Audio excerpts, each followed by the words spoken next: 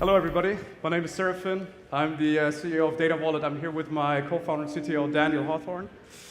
And today we're going to be talking about Datawallet and how a blockchain-powered self-sovereign wallet can give you back data ownership and in the process put thousands of dollars back into your pockets. So let's start things off by talking about the state of data. So when we take a look at how many people we have on the internet, we're about 3.5 billion right now. That's up from 1 billion in 2005. And will be 4.5 billion by 2020. So we're 4.5x growth over 15 years. Now things drastically change when you take a look at data creation. So in 2005, you created and consumed roughly 240 megabytes of data per day. And so right now, that number is already up to 6.4 gigabytes. By 2020, you'll be creating and consuming about 16 gigs of data each day. And so that is a 67x increase over those same 15 years. So it's not just a lot more people on the internet, but everybody on the internet creates more data each and every day. And so firms are buying this data up like crazy because that basically fuels their operations, from ad exchanges, social networks, video platforms, you name it. They all need the data to fuel their operations and give you good content. Now, how valuable is all of this data that they're buying like crazy? The last confirmed number that we have is 156 billion US dollars. Senate committee had a one-year investigation, and they found that that number was spent on personal data in 2012 in the US alone. And so if we take a look at how the data market expands, data would actually already be the third most valuable resource in 2012. By 2022, we can expect it to take over petroleum as the world's most valuable resource. We, of course, don't know where this stops, so this is a little bit exaggerated, but 2022, number one most valuable resource. Now, since it's so valuable and firms are buying it up like crazy, it's worth taking a look at how precisely companies buy all of this data. And so that is where companies called data brokers come into play. Those are companies that basically take the data you create, they scrape it behind your backs, put it into profiles, and sell it to the highest bidder. Now, that may be from stuff that you post on Facebook, that may be from shopping data from loyalty programs, or it may be more perfidious things, such in the case of Vizio. If you own a TV, you were probably subject to that. They installed a tracking software on your TV and matched the pixels it was displaying to a content library and reverse engineered what you were watching, and they sold that off to data brokers. Now, the drawbacks of that system are plenty, but there are three major ones. So first and foremost, data brokers, so the Vizio example, for instance, was deemed illegal. Normally, data brokers have access only to publicly available information or data that is licensed out to them by third parties. In the case of Facebook, for instance, that only amounts to roughly 7% of all data that is created. And that mostly pertains to demographic information such as birth dates and so on and so forth. The rich data of posts and likes and all that type of stuff is off bounds for those data brokers. Secondly, it is required by those companies, since they scrape data from silos, to match it to data from other silos. And matching data from, say, Facebook to data from, say, Amazon is near impossible. And I'm going to give you an example in one of the following slides. But the third drawback of the system is that those data brokers are centralized middlemen, and they are prone to being hacked, as we've seen in the case of Equifax. And that hack alone could reduce the credit ecosystem by 35 billion. So keep in mind, this is just one of thousands of data brokers out there. On the user side, what does the current system mean to users? Well, it's probably best to take a look at what you would stand to make if you sold your data yourself. Now, in 2012, would have not been that much, $400 roughly, but based upon the expansion of the data brokerage market, this year alone, you would have made roughly $1,800. By 2022, $7,600. That's 11% of median household income. For millennials between 18 and 29, we're talking about $10,000 each year. So that is that universal basic income that everybody is talking about. That is that right here. And that is taken away from you right now by data brokers. On the enterprise side, the system doesn't work either. So I mentioned that I would show you an example, and this is one. If you actually have identifiers on your customers in the form of cookies, and you go to an ad exchange and you try to retarget them and find them on other websites, the chance that you actually find them again is 2.9%. Okay, 97.1 of your ad budget is simply freaking wasted. Now, Again, on the user side, you have no transparency. You have no idea who's doing the sourcing, what they're doing it for, who they are. You have no control, you have no ownership. On the enterprise side, bad quality data that leads to billions in spending wastage. How can we solve this? Well, it starts by letting people become their own data broker and letting them monetize their own data themselves. It starts with, number one, a self-sovereign wallet that belongs to you and only you, where you can collate all the data you create into one profile. Step two is giving you an ecosystem where you can actually unlock the value of your data by sharing it based upon expressive consent with interested companies. And three, by empowering people through a token that can actually power those transactions. And what that results in is two things. So number one is earning token. So that is with regards to that 11% of median household income. You can reclaim that by simply selling that data to the interested companies themselves. Secondly, you can also take your data, the collated data profile, which basically acts like a online identity, and you can link that to services. So instead of personalizing a service like Spotify for like 1 or 2 years, you could link all your historic and real-time data and personalize it right away. And so I'm going to hand this over to my CTO, Dan, who's going to talk about the technical implementation of this. Okay. So we are BlockCon. So at the center of our ecosystem is the smart contract. But everyone knows that to deliver on the vision of a self-sovereign wallet for tens of million people, even tens of thousands of people, we're talking about hundreds of megabytes of this collated, encrypted data profile that we have. We're not going to do everything on the blockchain. It takes a village. And I think the village is actually an apt metaphor. We need a lot of these transparent and audible software agents. And I think that it's really important here to make them functionally self-contained. I go and I look at centralized repositories which are visually transparent. However, it requires an immense amount of expertise and hours to actually figure out, is there an error? If you make these things functionally self-contained, for instance, we have a encryption module which simply takes in a seed key, the encryption algorithm, and is the port where they want to send the data to. My younger brother can debug this and tell me whether this is working or not. You post this in a canonical version on something like Docker, and this is a small piece of a larger village that can really be actually trusted. So another small component that we have something that takes people's Twitter data in the form of a Twitter OAuth token, and it outputs a JSON structure that with known structure. You take these two components already, put them together, you can start to imagine how we can have a very clearly defined, collated, encrypted data wallet. Okay, so we need a lot of these transparent and audible software agents. We also need smart contracts. This allows us to do decentralized verification and execution, and then we have this immutable and persistent ledger, which everyone can then make sure they're hip to what's going on. And finally, our ecosystem has a lot of external applications, these silos where people create data, and also standalone machine learning algorithms on the enterprise side.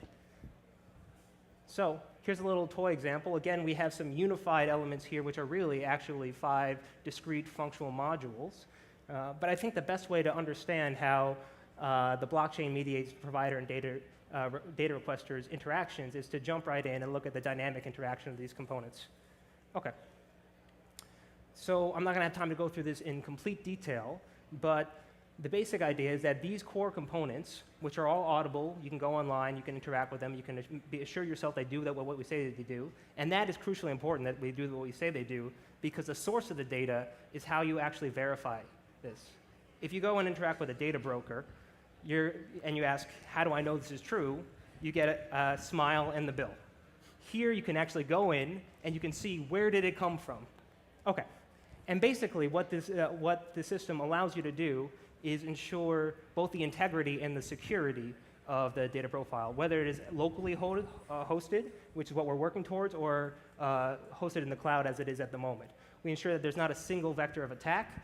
We have a key server which separates that, and our double encryption scheme ensures that the only time that anyone, us or anyone else, can access a user's data is when the user expressively consents with the form of their private key.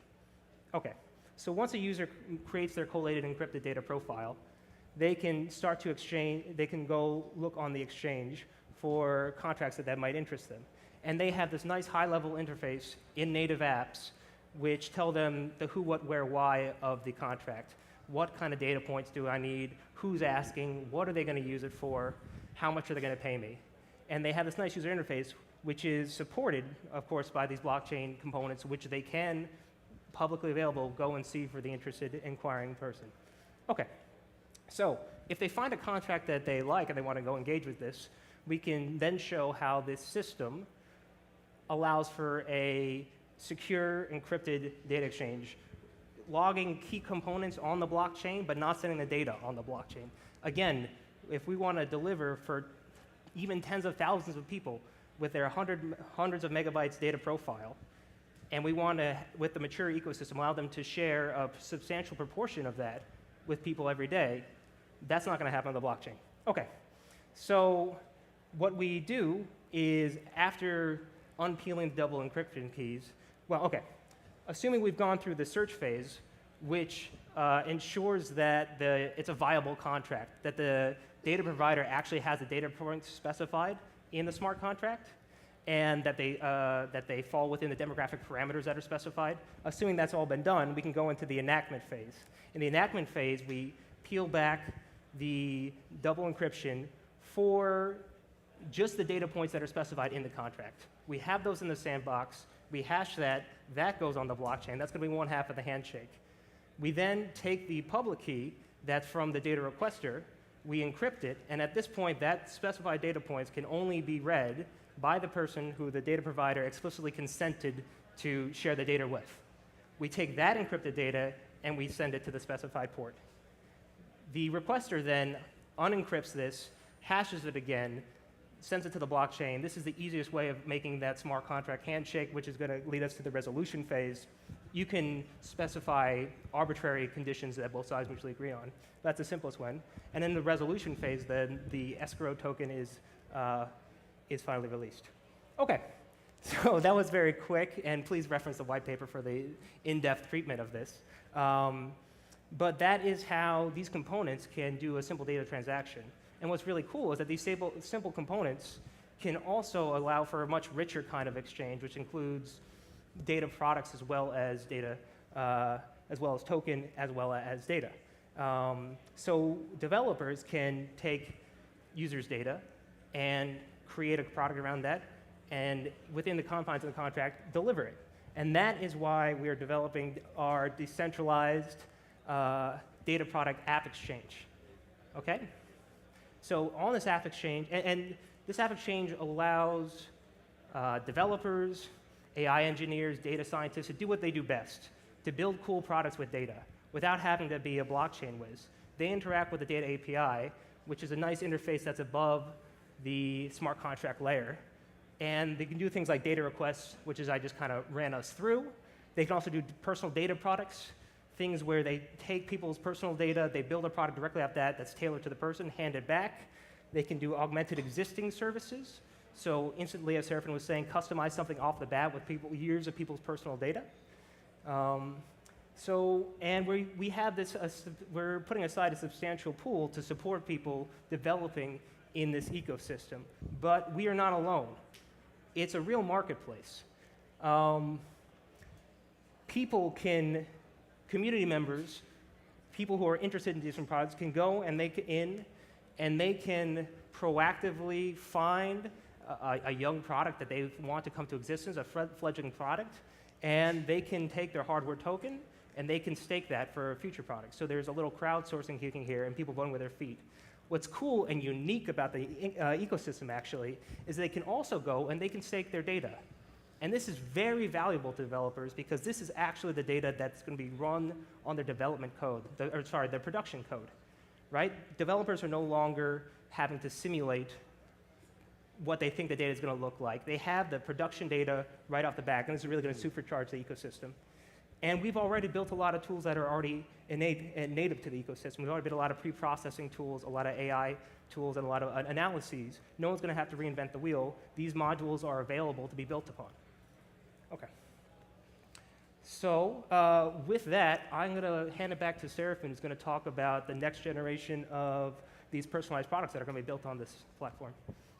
Thanks. So, yeah, as I mentioned before, there's a variety of use cases. One, for instance, being you're personalizing a platform such as Spotify, right? And let's actually go into that a little bit more. So, personal AI concierges. Take, for instance, this beautiful car that Rolls-Royce is developing, the Vision GT or something like that. So, a core pillar of that ecosystem in the car is a personal AI concierge that is supposed to give you recommendations when you interact with it. The problem is, when you first interact with that system, you actually need to create a lot of data in order for that system to learn about you, right? That means in the first period of you using this platform, it is not only not usable, but it's actually a pain in the ass because it's going to give you 100 wrong recommendations before it gives you the first right one. So that is actually something that you can immediately do away with because with Datawallet, as I said, basically the data profile is like an online identity where you have already created all of that data anyway. Just link it to the system and let it learn about you immediately. And that actually unlocks the utility of that platform right away. Other things, for instance, are psychographic hiring. Now, instead of, you can take a Datawallet profile, you can turn this into a psychographic profile, and you can do the same for an entire group of people. So imagine building a psychographic profile for an entire company, and each applicant, you feed that into a neural network with the applicant's psychographic profile. It can tell you whether it's a good fit right away or not, right? So you know whether you're hiring a Mr. T or just a dude with a bunch of bling.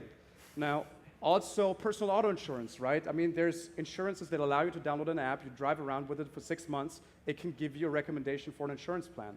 That is actually something, if that is collated with psychographic data and done for like 1,000 to 10,000 people, new people that now onboard don't have to drive around for 6 months. They link their psychographic profile, you get a high fidelity auto score right away. It's a matter of seconds. Same thing applies for psychographic credit scoring. We had the guys from Celsius up here a couple of minutes ago. And that is entirely feasible with that non-traditional financial data, social media data, and so on and so forth. So in summary, on the enterprise side and for developers, we deliver high quality data that stems from the person that created that data themselves. It is deterministically linked across platforms with 100% accuracy. For users, we're giving people back data ownership, the most important asset that they own. We're helping them unlock the utility of their data to actually make the data work for them, and we're helping you take that $10,000 and put it back into your own pockets. We are doing a token sale. The whitelist pre-sale will happen at the end of October. If you reference, you can apply right now. Usually it's a 50K minimum to invest. If you go to our website and you sign up for that, just indicate BlockOn as the syndicate. No minimum required. And actually, we'll be pooling all of the investments we get from that group, and we'll be applying a discount, so it's easier to get a higher discount. So yeah, chat with us. We have a booth back there. We'd love to talk with all of you. Thanks for having us.